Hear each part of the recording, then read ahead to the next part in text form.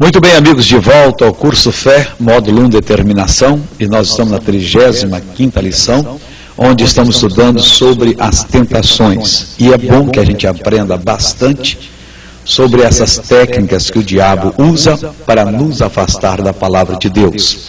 E se nós estivermos cientes das técnicas do diabo e também do que acontece quando uma tentação é recebida e assumida, e o que acontece após a gente ter assumido a tentação, nós vamos nós vamos correr delas, nós vamos fazer todo o possível para nos afastar das tentações. E é o que nós devemos fazer, porque tentação, quando ela é assumida, significa a nossa volta para o império das trevas. A Bíblia diz em Colossenses 2,15 que o Senhor Deus, quando aceitamos Jesus, Ele nos libertou do império das trevas e nos transportou para o reino do Filho do seu amor. Mas se nós aceitamos a tentação, nós compramos a passagem de volta e nós voltamos para esse império do sofrimento, dos tormentos, da miséria, onde nunca deveríamos ter estado. Então, para que nós não entremos nessa do diabo, para que nós não aceitemos essas investidas do maligno, nós devemos procurar na palavra de Deus o que ela fala sobre a tentação. Alguém pode escrever sobre a tentação de uma maneira muito bonita. Alguém pode dar lindas explicações sobre a tentação, mas nós não devemos procurar essas explicações, nem assumi-las, nem aprender com outras fontes, a não ser com a palavra de Deus. Primeiro que ninguém terá uma capacidade de escrever de uma maneira perfeita sobre a tentação do que a palavra de Deus. Além de qualquer escrito fora da palavra, não tendo a inspiração de Deus, porque a palavra que tem inspiração é um escrito feito pelo próprio diabo, inspirado por ele, para que nós caiamos na tentação. A gente tem que aprender isso com a palavra de Deus. Se a gente não tiver a palavra de Deus em qualquer assunto, meu irmão, nós devemos evitar, porque ali tem alguma coisa do maligno. Se não tudo do maligno, alguma coisa. Então, nós teremos de Deus na nossa vida na proporção que nós tivermos da palavra. Se não é pela palavra de Deus, vamos esquecer. Não, mas o fulano, ele é muito capacitado. Aquele escritor, ele tem uma capacidade tremenda. E ele revela ali pontos importantes. Olha, se fosse importante para nós, se Deus quisesse que soubéssemos daqueles pontos, Ele teria colocado eles na Bíblia Sagrada. Se Deus não colocou, porque eles não são importantes. E se eles não são importantes, por que tomar conhecimento deles? Por exemplo, hoje nós vamos ver aqui, é a parte 5 dessa lição de número 35. O título é: A tentação assumida produz outros pecados. A tentação assumida, ela produz outros pecados. Segundo o livro de Samuel, capítulo 6, capítulo 11, versículo de 6 a 15.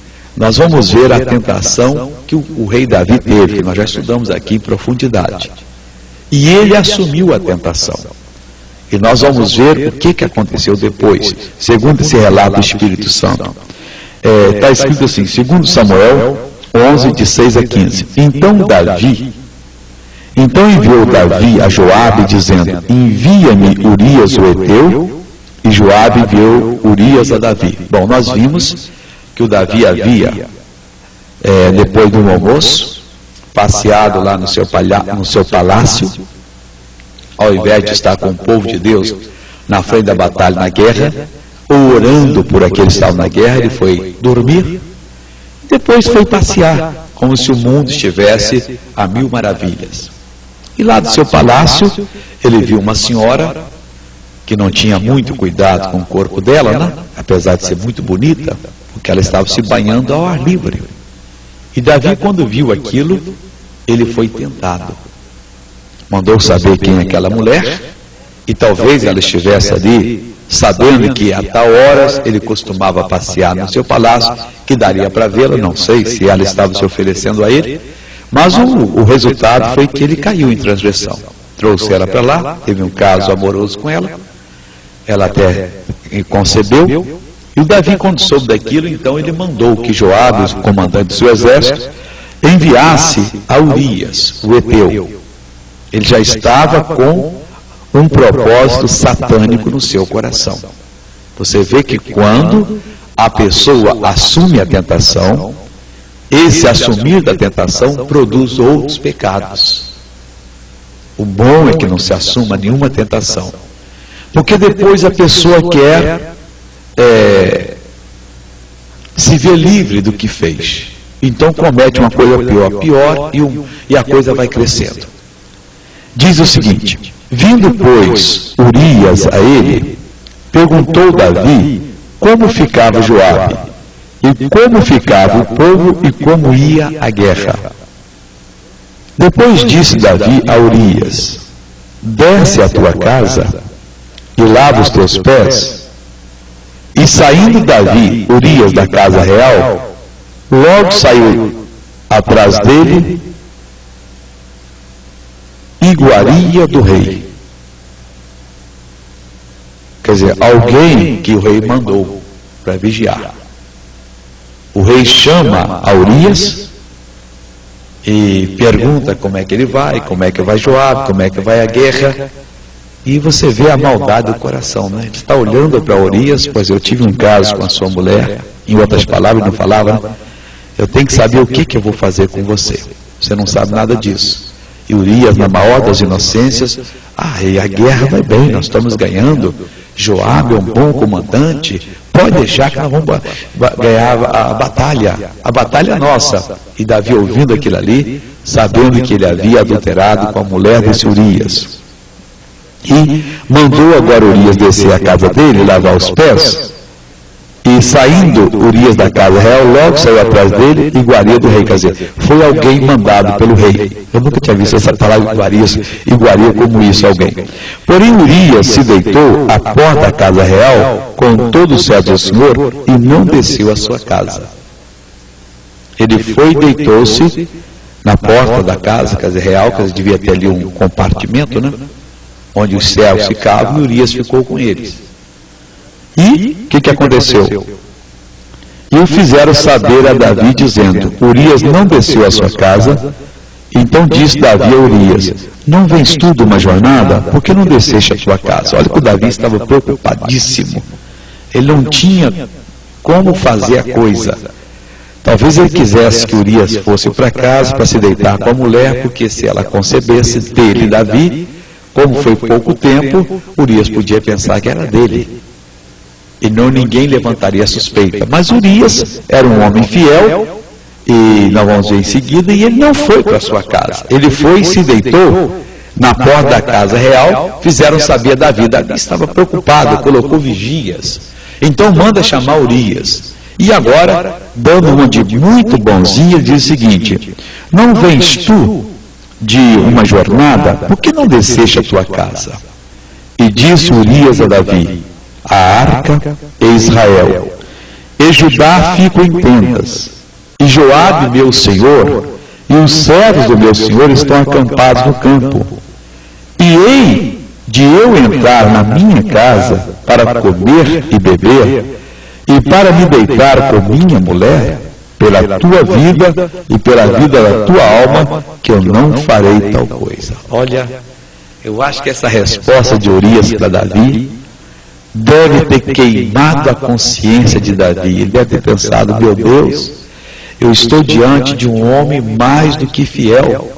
O homem há tempo que está na guerra, recusa ir na casa dele, ver a mulher, se deitar com ela, porque Israel, a arca, Joabe, os soldados estão lá na batalha, e ele não quer ir para o conforto. Davi olhando para ele, eu acho que o coração dele queimava. E Urias inocentemente olhando, esperando que Davi falaria, diante daquele que o havia traído, tomado a sua mulher. E o Urias diz o seguinte assim, pela tua vida e pela vida de tua alma não farei tal coisa. Então diz Davi a Urias: fica cá ainda hoje, e amanhã te despedirei. Urias, pois, ficou em Jerusalém aquele dia, o seguinte, lá no palácio com o rei. E o rei, olha como é que é o pecado, acho que o rei não dormiu aquela noite. Eu acho que o rei teve os piores momentos da sua vida. Ele devia se arrepender, e se pudesse, ele meteria a cabeça na parede. Por que é que eu caí? Por que é que eu adulterei? Quantas milhares de pessoas têm tido o mesmo sentimento pela vida? Puxa, aquele prazer momentâneo, hoje é um peso sobre mim, é como uma faca na minha barriga, dói. O que é que eu vou fazer? Urias, tudo bem, você não quer ir para sua casa, não quer rever a sua esposa, não quer matar a saudade, então fica aqui hoje, fica amanhã. E Urias ficou no palácio. A imagem de Urias ali devia torturar Davi. Mas olha o que faz o pecado. E Davi o convidou e comeu e bebeu diante dele. E o embebedou, e à tarde saiu a deitar-se na sua cama, como os servos de seu senhor, porém não desceu à sua casa. Urias devia dizer assim, mas poxa, eu não estou entendendo. O rei agora quer que eu vou almoçar com ele? Mandou um convite, e vai ser um banquete. Urias veio, sentaram-se à mesa, comeram. Davi deu até bebida forte para ele e o embebedou. Mas mesmo bêbado, Urias não foi deitar na sua casa, foi deitar na cama dos servos de Davi. Ficou por ali. E o coração de Davi está bravo. Bom, o homem não vai para casa, a mulher pode se engravidar e filha de outro, e vão descobrir. Ele deve ter assistido a Urias, vai lá, você tem uma esposa jovem, bonita, ela gosta de você. Ué, rei, como é que você sabe? Todo mundo fala que essa mulher só fala com você. Naturalmente, ele deve ter passado a cantada nele ali. Não, rei, eu não vou. Enquanto Israel estiver em perigo, eu vou ficar aqui vigiando. E não foi. O que fez o Davi em seguida? Sucedeu que pela manhã Davi escreveu uma carta a Joabe e mandou-a por mão de Urias. Teve um plano satânico aqui. Como o outro já era satânico.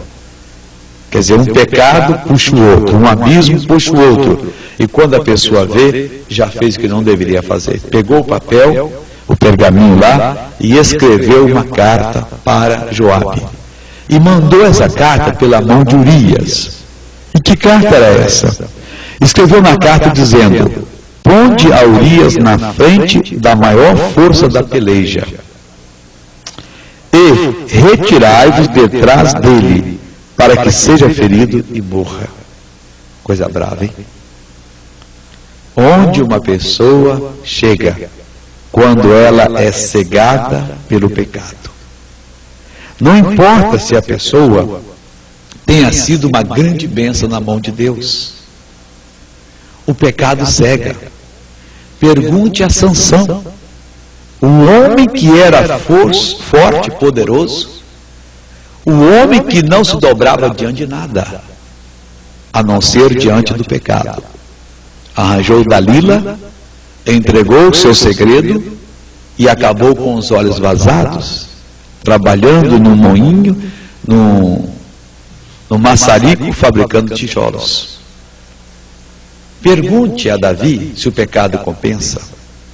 Era de tarde, descansado, passeia no palácio, vê a senhora tomando banho, tem um caso com ela e agora está desesperado. E o que eu vou fazer? E se ela se engravidar? E esse homem não vai me perdoar? O meu reino pode acabar. E ficou desesperado. Desce, Urias, vai ver a sua esposa, vai ter um encontro com ela. Eram poucos dias, né? Qualquer coisa, nascer 15 dias depois, 15 dias antes, ninguém toma cuidado disso? Não, rei, eu não vou fazer isso. Eu vou ficar. O rei se desesperou, não tem mais jeito, tem que acabar com a vida desse. Defunto não faz nada comigo. Joabe, paz, tal. Quando chegar aí essa carta, você, por favor, pega Urias e coloca ele na frente da pior batalha que houver. E não protege ele não. Faz dele um herói, para que ele seja ferido e morra. E o que aconteceu, missionário? E diz assim o seguinte: aconteceu, pois, tendo Joabe observado bem a cidade, pôs a Urias no lugar onde sabia que havia homens valentes. E saindo os homens da cidade e pelejando contra Joabe, caíram alguns do povo, dos servos de Davi, e morreu também Urias o Eteu. Então enviou Joabe, fez saber a Davi todo o sucesso daquela peleja. Que sucesso, hein? Bom, o ponto que eu quero chamar a atenção sua é que evite cair em tentação. Meu senhor, minha senhora, de tudo que você deve guardar na vida, guarde a sua santidade, a sua vida. Não importa o pecado que for. No início ele pode parecer suave, doce, mas no final ele vai achar você. E olha, você depois pode ler aqui, a partir do capítulo 12, o profeta Natã repreendendo o rei Davi, e vendo o que aconteceu. E Davi deve ter se lastimado bastante, e ele o fez. Está aí o Salmo 51 como prova, e outros tantos, quando Davi teve que abrir o coração. E aí nós descobrimos que o nosso Deus é um Deus misericordioso. Porque quem sabe eu estou agora falando aqui, e você me assistindo, você está lembrando do seu pecado e da sua maldade. E você é uma pessoa que já não aguenta mais, a consciência o acusa, a consciência o fere de dia e de noite, e praticamente você vive num desespero tremendo. Mas eu não sei mais o que fazer, eu não sei mais o que eu posso fazer para me livrar dessa situação. Olha, Deus é misericordioso. Ele deu a Davi o perdão, e Davi depois se levantou. Mas lógico que Deus não escondeu. E apesar de ele ter dito que havia achado Davi um homem segundo o coração dele, ele nos revelou o pecado. O bom é que você não tivesse pecado. Agora, se você já praticou, suplique o perdão de Deus. Emende-se. E a partir de hoje, comece uma nova caminhada. Uma caminhada sobre a palavra de Deus. Uma caminhada sobre a revelação de Deus. E haja o que houver, não abaixe a cabeça para o inimigo. Não permita que o inimigo destrua, que o inimigo vença, que o inimigo derrote. Meu irmão, minha irmã, não compensa servir ao pecado. Compensa servir a Deus. E você pode e deve tornar-se uma bênção. Deus preparou para você a palavra dele para você poder se santificar. Então o título dessa lição foi: a tentação assumida produz outros pecados. Se você não abrir mão do seu pecado, não abrir mão da tentação, dizer: Deus, eu me arrependo, eu não quero, e você assumir essa tentação, você vai pecar. E não é só aquele pecado, começa outro, como talvez já aconteceu na sua vida. Missionário, foi exatamente isso. Eu tenho as mãos sujas, porque um dia eu fiz uma coisa, e para cobrir aquilo eu fiz uma outra maior, e para cobrir aquilo eu fiz uma outra, e hoje eu estou em desespero. Pois hoje Deus está com os braços e as mãos estendidos, dizendo: eu posso lhe dar uma vida nova. É preciso que você venha e Jesus transformará você. Tá bom? Passemos para a outra parte, em nome de Jesus.